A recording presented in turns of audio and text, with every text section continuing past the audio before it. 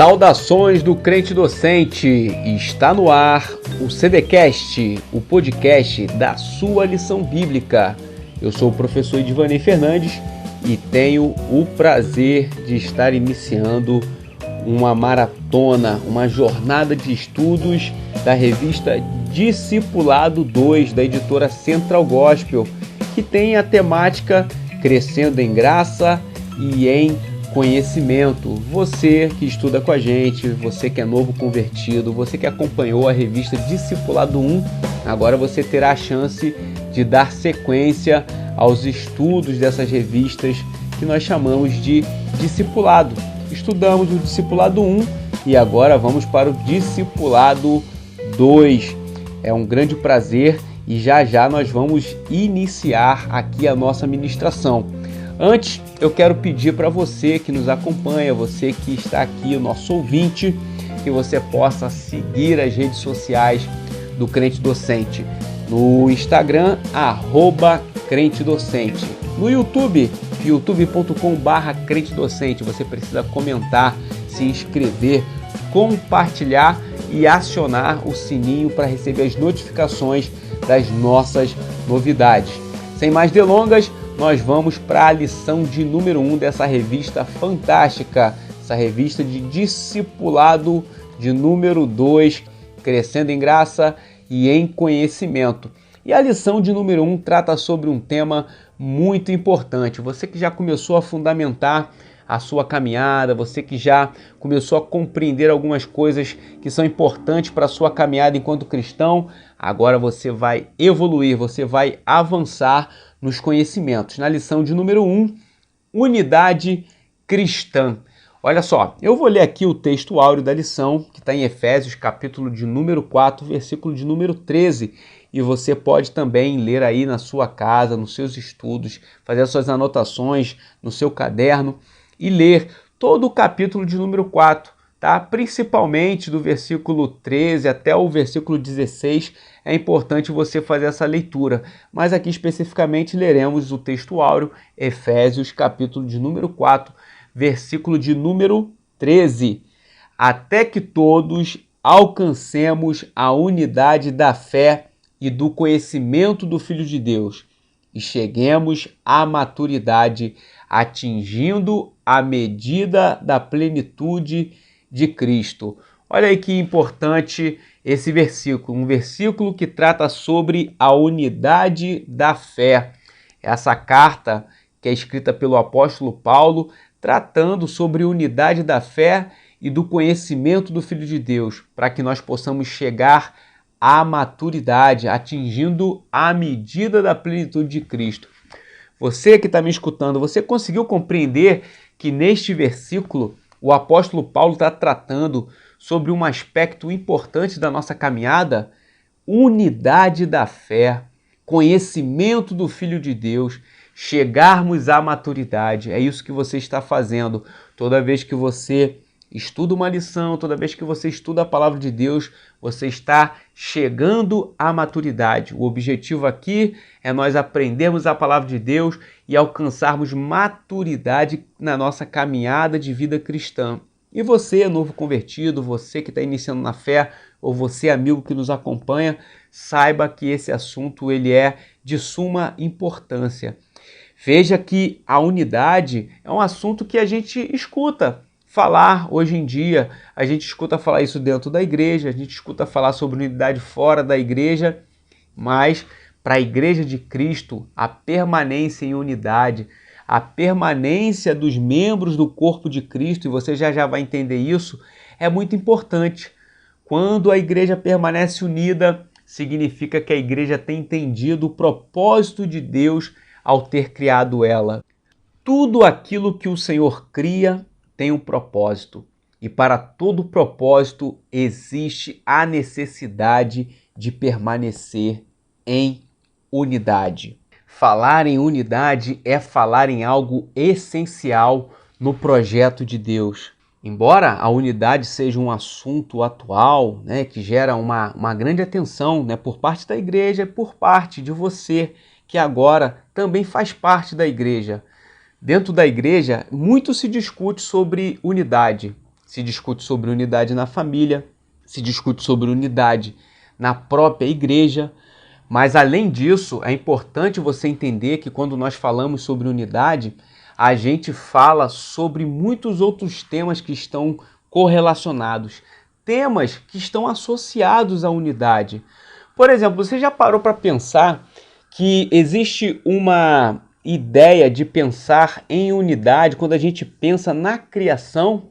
A gente vê, por exemplo, quando Deus ele criou os céus, quando Deus criou a terra, quando Deus fez tudo que é existente, existia ali uma harmonia. A harmonia fala de unidade. Unidade fala sobre uma perspectiva de que todas as coisas, embora elas sejam diferentes, embora elas tenham características diferentes, ela compõe o mesmo cenário. Por isso as obras de Deus elas são perfeitas, obras perfeitas. A gente consegue nas obras de Deus encontrar o sentido a esse propósito de unidade. A criação de Deus ela é um exemplo muito eficaz para a gente falar de unidade e principalmente para falar no propósito que Deus tem na unidade. E aí você já está começando a entender.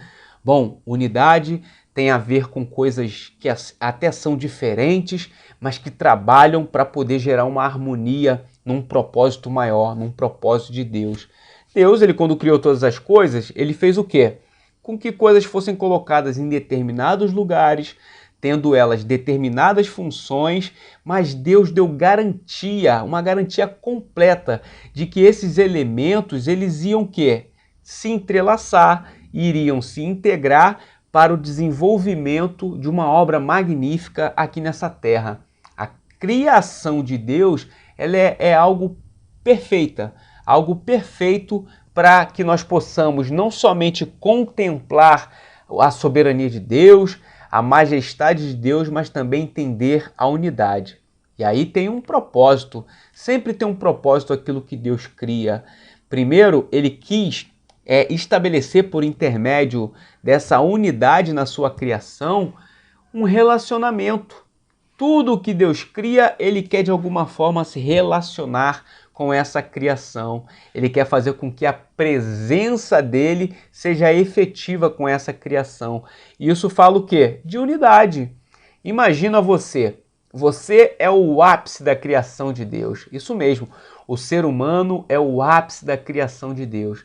Deus criou céus, Deus criou terra, Deus criou a natureza, Deus criou os mares, mas Deus ele inseriu o homem nesse cenário criado por ele e para dar perfeita harmonia, Deus inseriu o ser humano e colocou o ser humano ali como alguém que pudesse cuidar e administrar. E Deus ele criou várias outras instituições para poder fazer com que haja unidade da presença dele com os homens. É o caso da família que nós já citamos. A família é uma instituição criada por Deus também para demonstrar esses aspectos de unidade. A família é uma instituição que nós chamamos de célula máter da sociedade. Por conta da família, as gerações se perpetuam. Filhos são gerados como frutos do amor e da unidade de Deus com a sua criação. Esse é o modelo bíblico que Deus criou para a família. Homem, mulher e sua prole. E através disso, a humanidade tem caminhado. Por isso, a família é representatividade da unidade. Lembrando, unidade é o quê? Elementos que podem ser diferentes, com propósitos diferentes, mas que todos eles contribuem um com os outros para um propósito ainda maior. E geralmente um propósito que tem a ver com a vontade de Deus. Então a família é uma representatividade da unidade de Deus aqui nessa terra. E a própria igreja. Nós chamamos a igreja como corpo de Cristo. O que significa?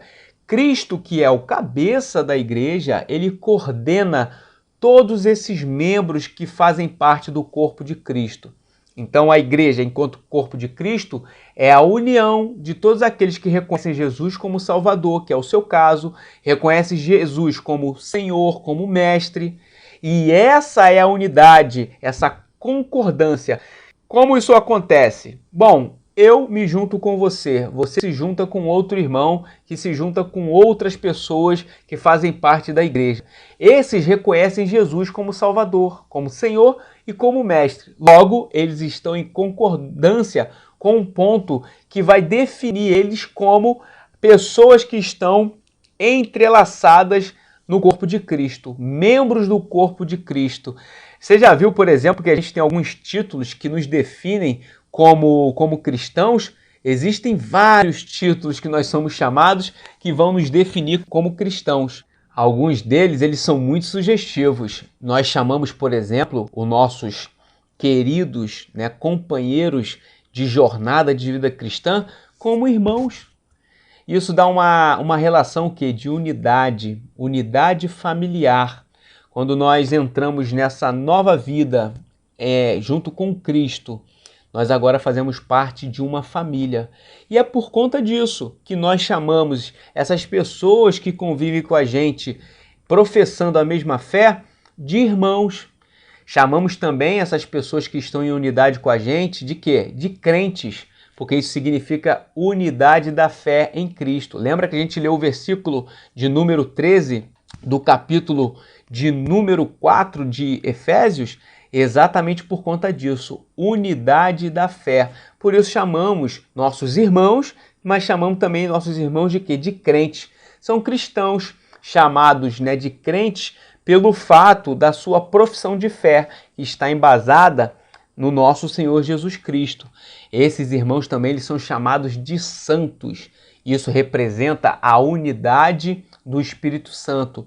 Isso significa o quê? Que esses crentes eles são chamados santos porque eles foram separados do mundo para conviver com Deus, para ter relacionamento com Deus. Você pode anotar aí, João capítulo 17, versículo 16, para você entender que nós fomos separados do mundo. E agora nós estamos o quê? Em unidade do Espírito Santo. Por isso nós somos chamados de santos. Mas também nós somos chamados de eleitos. Isso significa o quê? Eleitos representa a unidade de propósito salvífico. Isso é, o propósito da salvação. Foi Deus quem elegeu um povo para servir a esse povo por intermédio do seu Filho Jesus Cristo. Anota aí, Colossenses, capítulo de número 3, versículo de número 12, e você vai compreender essa unidade de propósito para a salvação. Deus, ele deu o seu Filho, seu único Filho, para morrer em prol da humanidade. Essa humanidade pecadora hoje tem acesso à salvação por intermédio de Jesus Cristo. E esses eleitos, esses santos, esses irmãos, esses crentes, eles após receber o Senhor Jesus, eles passam a ser o quê? Discípulos. É o que você tem sido. Você tem caminhado, aprendido do Senhor Jesus, aprendido de sua palavra e agora você também pode ser chamado de discípulo. Isso representa o quê? Unidade da missão evangelizadora. São considerados aprendizes. Os discípulos, segundo João 8, versículo 31, são considerados aprendizes. Isso significa que eu e você somos aprendizes. Estamos aqui aprendendo a palavra de Deus, aprendendo sobre unidade, para poder juntarmos forças em prol dessa missão evangelizadora. Ou nós podemos também ser chamados única e exclusivamente como cristãos.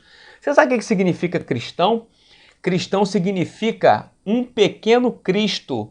Isso mesmo, um pequeno Cristo. Quando você é chamado cristão, significa que você tem unidade de semelhança com Cristo. Significa que você agora é um representante de Cristo. Você é um pequeno Cristo. Você passa a ter uma vida que condiz com aquela caminhada que o Senhor Jesus teve aqui nesta terra e que também deixou escrito na sua palavra. Então nós cristãos nós temos que refletir os ensinos de Cristo. Agora anota aí a referência para você ler. 1 Pedro 4,16, para você entender como que você deve refletir os ensinos de Cristo. Agora, meu irmão, para poder você entender aqui algo muito importante sobre a unidade, é que a unidade da igreja, ela vem por meio de Jesus, ok? Se você estudar o capítulo 4 de Efésios, que é o texto aqui que nós estamos colocando como base, como reflexão, você vai ter uma ideia muito específica sobre isso. Veja só o versículo de número 5 do capítulo 4 de Efésios. Ele diz assim, ó: um só Senhor, uma só fé, um só batismo. Aí no 6, um só Deus e Pai de todos, o qual é sobre todos e por todos e em todos. Parece um pouco repetitivo o versículo, né? Mas olha só, um só Senhor, uma só fé, um só batismo, um só Deus e Pai de todos, o qual é sobre todos e também por todos e em todos. Significa que Jesus, ele é Senhor da igreja, ele é o Senhor da unidade da igreja, ele está sobre todos e não só sobre todos por conta da sua soberania, mas ele está em todos. A união desse corpo de Cristo, isso é, a junção desses crentes, a junção desses cristãos que estão unidos por essa mesma fé, ela representa a unidade. A união do corpo de Cristo, ela representa a unidade. Mas olha, unidade não significa necessariamente uniformidade.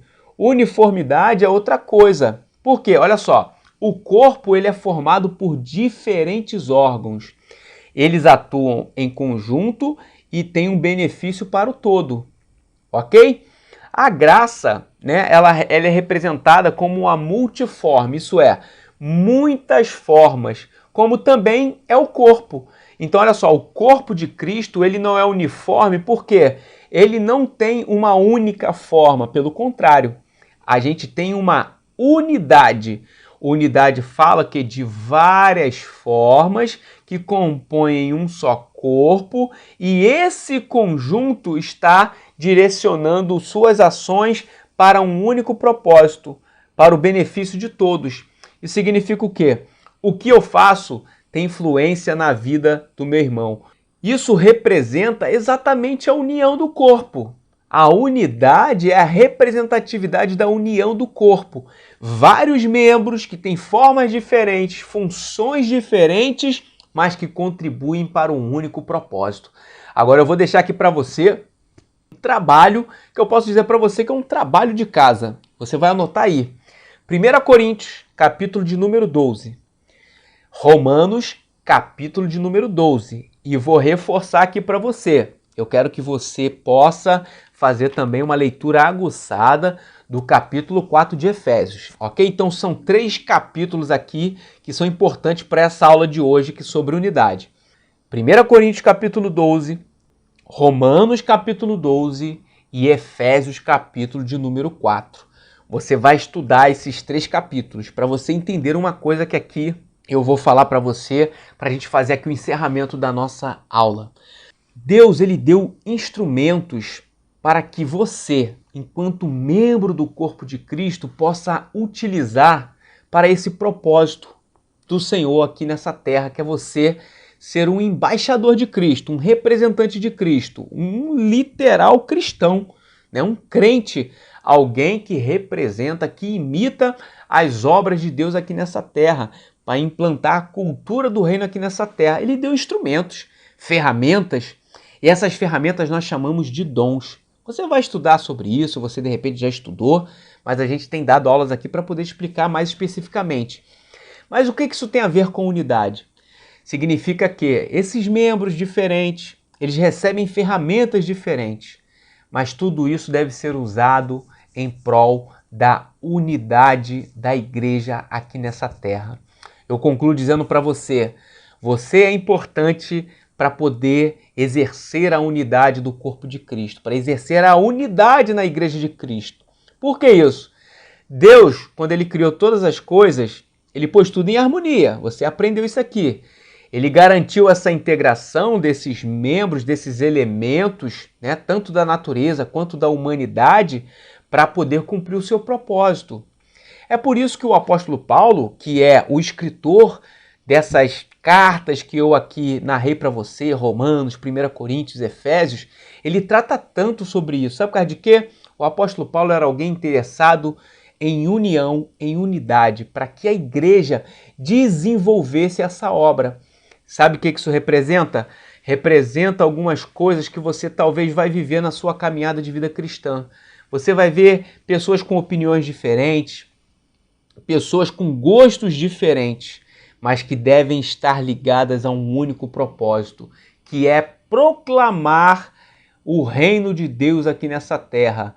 Você tem uma missão, independente da tua divergência com alguma pessoa da igreja, independente das diferenças e características que você possa possuir, existe algo que nos une, e esse algo que nos une é Cristo e sua palavra, e a nossa vontade de obedecê-lo e implantar o reino de Deus aqui nessa terra.